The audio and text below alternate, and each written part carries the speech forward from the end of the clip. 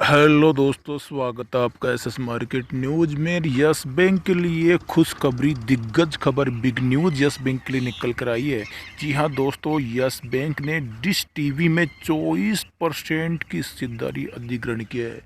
कोई छोटी मोटी भी नहीं कि 5%, 7%, 10%, 24% की हिस्सेदारी पर कब्जा कर लिया यस बैंक ने। यस बैंक के लिए ये धमाकेदार खबर है।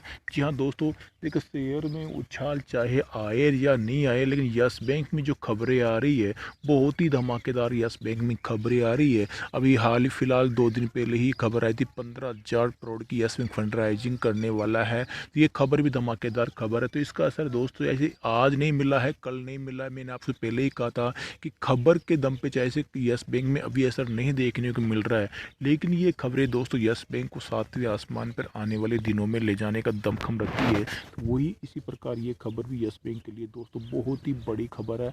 अभी मंडे को ट्रेडिंग सेशन में इस खबर के दम पर share upper circuit to upper circuit चलना चाहिए, लेकिन फिर भी दोस्तों अपन मैं पहले ही कह रहा हूँ, मार्केट को निश्चित नहीं होता है, मार्केट अनिश्चित होता है। तो मार्केट में दोस्तों जो भी अपन चीज़ जो करते हैं उसके विपरीत भी कई बार मार्केट जाता हुआ दिखाई दे सकता है।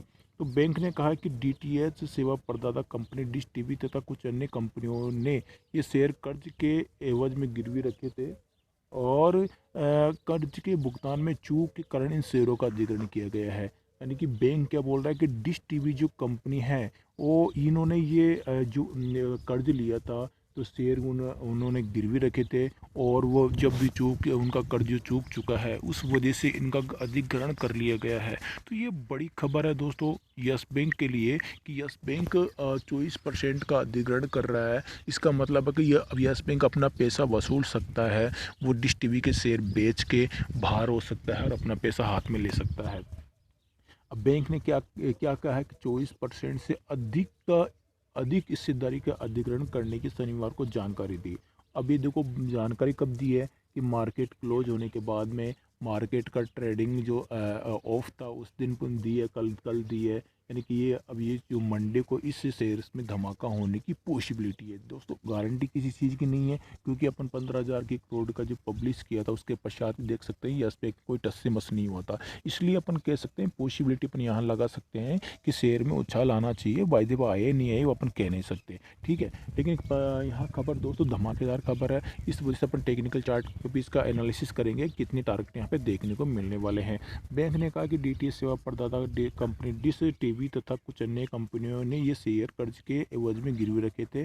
कर्ज के भुगतान में चूक के कारण इन शेयरों का अधिग्रहण किया गया है। यानी कि अब ये साफ बोल रहा है कि पैसे लिए थे, कर्जा लिया था, तो ये अब यस बैंक का सारा जो इनका जो रूल्स थे और सारा जो इनका जो स्टाम्प पेपर पे रखे हुए थे कि हम आपके जो शेयर हैं गिरवी रख रहे हो, बाद में हम इनको अधिग्रहण कर सकते हैं, पैसा वसूल सकते हैं। वही बात यहाँ पे ज़मीन जायदाद वाली बात आ जाती है। तो बैंक ने शेयरों पर बाजार को बताया कि 24% से ज़्यादा की हिस्सेदारी का अधिग्रहण कर लिया है, कब्जा कर लिया है।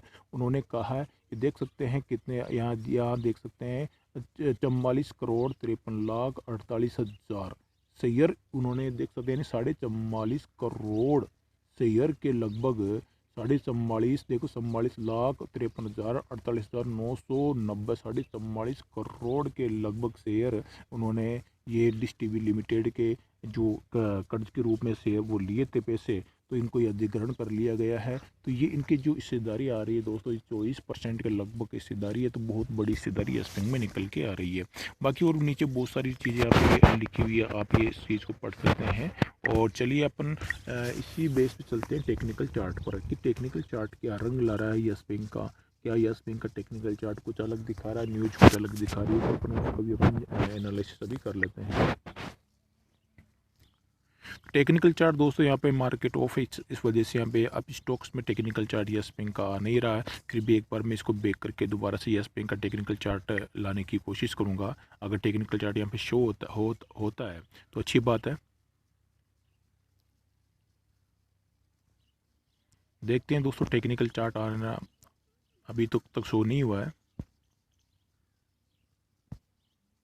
तो यहाँ दोस्तों टेक्निकल चार्ट शो नहीं हो रहा है, हो सकता है मार्केट क्लोज की वजह से आप स्टॉक्स के जो सॉफ्टवेयर है वहाँ से कुछ टेक्नोलॉजी प्रॉब्लम चल रही होगी, टेक्निकल प्रॉब्लम चल रही होगी, इस वजह से टेक्निकल चार्ट नहीं आ रहा है, तो शो नहीं हो रहा है। तो अपन यहाँ पे टेक्निकल चार्ट दोस्तों ऑलरेडी पहले से एनालिसिस करके आपको मैंने बता रखा है कि 27.50 को ब्रेक करने के बाद में यस बैंक आपको बूम बूम बनता हुआ दिखाई दे सकता है।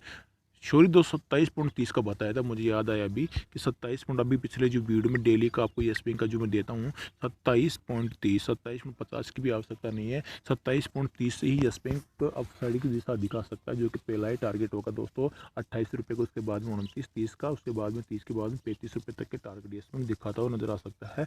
आने वाले दिनों में ये दोस्तों यस बैंक अगर 25.20 के ऊपर क्लोजिंग आती है तो 50 के लेवल को भी छूता हुआ दिखाई दे सकता है यस बैंक, क्योंकि अब ये ऑप्शन में नहीं है, तो 20% टू 20% अपर सर्किट 2 दिनों में ही चलेगा, तो आराम से ये 50 के नज़दीक जाता हुआ दिखाई दे सकता है।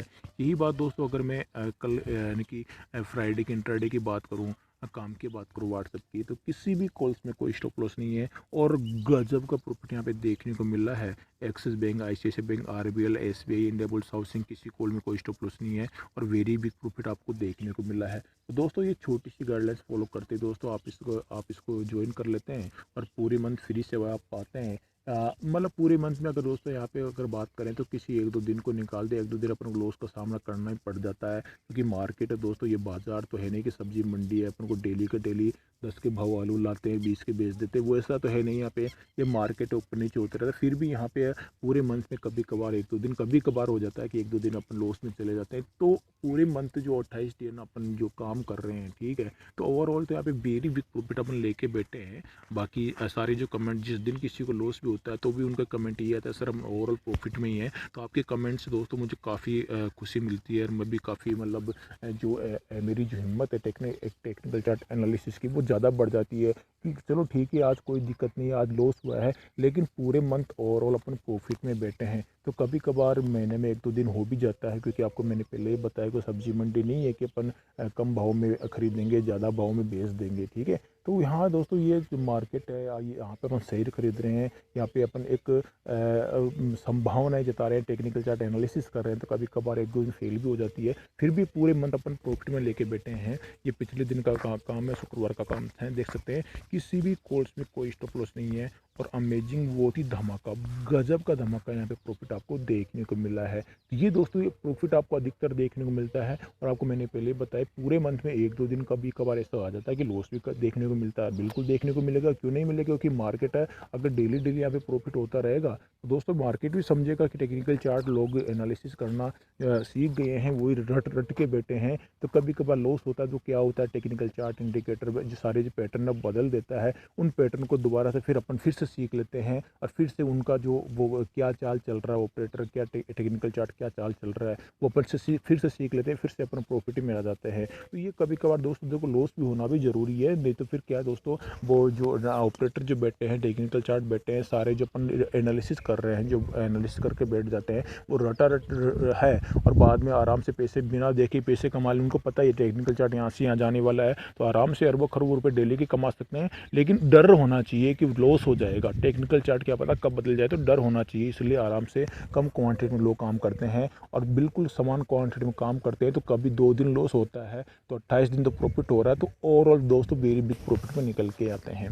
बाय बाय दोस्तों, मेरी बात दोस्तों अगर आपको मैंने जो समझाया उसे बुरा लगा माफ़ी चाहता हूँ, लेकिन मेरे दोस्त समझाने का तरीका यही है कि आप यहाँ पे अगर डेली बेस पे अगर एक समान क्वांटिटी में काम करते हैं, समान पैसा लगा के काम करते हैं, तो डेफिनेटली बिग प्रॉफिट में ही निकल के आते हैं पूरे मंथ। जो लोग जुड़े हैं उनको तो पता है, और नहीं जुड़ रहे हैं आप जो नहीं लोग जुड़ रखे हैं तो जुड़ के देख लीजिए आप, और एक महीना आजमा के देख लीजिए कि वास्तव में आपको प्रॉफिट होता है नहीं होता। लेकिन पूरे कॉल्स पे काम करने के बाद, ऐसा नहीं कि मैंने आपको 5 कॉल दी और आपने 1 कॉल उठाई, उसी कॉल में स्टॉप लॉस आ गया तो कहाँ से प्रॉफिट में होगी, 4 कॉल तो आपने छोड़ दी। और ऐसा भी नहीं है कि आपको मैंने 5 कॉल दी और 4 कॉल प्रॉफिट में आई, 1 कॉल स्टॉप लॉस लगा उसमें आप गजब का लॉस करके बैठे। क्यों ऐसा होगा, क्योंकि आपने 4 कॉल में जो पैसा लगाया कम लगाया, वहाँ तो प्रॉफिट आया कम, और 1 कॉल में आपने पैसा लगा दिया, 1 लाख रुपये लगा दी, वहाँ पे हो गया लॉस ज़्यादा, तो वो भी दोस्तों गलत बात है। मैंने आपको पहले बताया समान पैसा सभी कॉल्स में लगाओगे तो डेफिनेटली प्रॉफिट में निकल के आ रही है दोस्तों। 90 से लेकर 99% की एक्यूरेसी है। आप एसएस मार्केट न्यूज़ की हिस्ट्री पूरी 10 सालों की चेक कर सकते हैं। यहाँ से